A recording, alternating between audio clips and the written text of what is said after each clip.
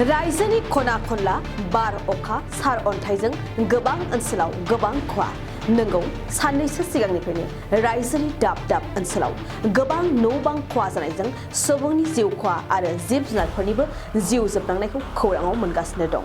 बेबायदिनो रायजोनि दिमा हासाव जिल्लानि आमरांस मुंनि ओनसोलाव मैयानि सानाव गोबां बार अखा आरो सार अन्थाइ फैनायनि जाउनाव गोबां मानि न'फोरा थेर बेथेर जालाङो आरो गोबां दाउमा दाउसाजों लोगोसे सुबुंफोराबो जोखोम जानो गोनां जादों।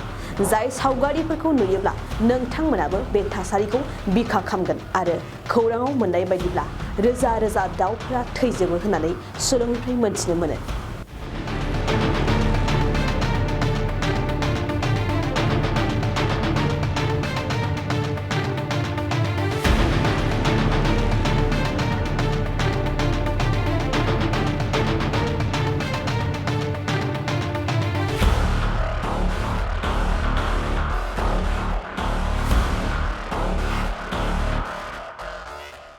गोजोनथाव खौरां बङाइगाव मेरिडियान किया मटर्स श'रुमआ नोंथांनो लाबोदों गोदान अफार।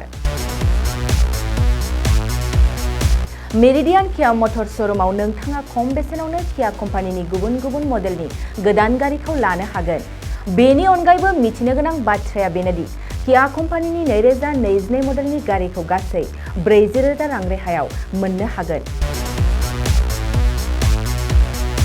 बेजों लोगोसेनो बे श'रुमाव जेखिजाया कम्पानिनि गोजाम गारिखौ सोलाय सोल' खालामनोबो हागोन। दासान्दि बे अफारा सोलिगासिनो दं।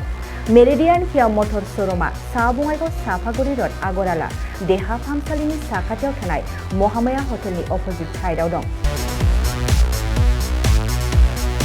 बे अफारखौ मोनफुंनो थाखाय नोंथाङा अनलाइनबो बुकिं खालामहरनो हागोन। लोगोसेनो गोबां मिथिनो थाखाय थोंजोङै 7099003414 नङाब्ला 8822790662 जानबुं अनजिमायाव जगाजग खालामहरनो हागोन आरो बङाइगाव मेरिडियान किया मटर्स श'रुमआव थांनानैबो नायनो हागोन।